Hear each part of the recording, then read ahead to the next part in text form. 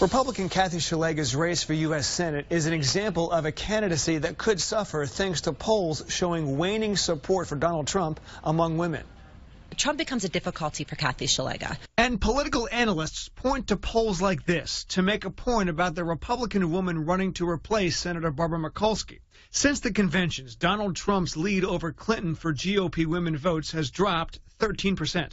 The same poll notes in late July, Trump's support from Republican women is at 72%, a majority for sure, but far below comparative numbers for recent presidential nominees Mitt Romney, John McCain, and George W. Bush. For her, it's a tough row to hoe when you have the top of the ticket pulling away those sources of support. So when we think about how people vote, typically they'll do something called street ticket voting, and so they'll vote for the top of the ticket, and then they'll perhaps match that party ID with the rest of the way down the ballot. So that's the worst case scenario for Kathy Szeliga. We caught up with the Baltimore County state delegate as she arrived for the Orioles game tonight. Do you see Donald Trump as a difficulty for your campaign?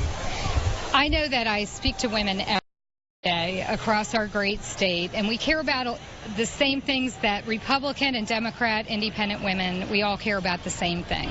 We care about our kids, our family, the economy, the safety of our country. Szeliga has already had to separate herself from Trump this summer. She called his comments about the judge presiding over the Trump University lawsuit, Gonzalo Curiel, insulting and racist. So she has demonstrated she's an individual that can certainly act as an independent voice and separate herself from the top of the ticket. Szeliga has not specifically said if she is voting for Trump or not. So far, there are no public polls on the race between her and Democrat Chris Van Hollen. In the newsroom, George Lettuce, WBAL TV.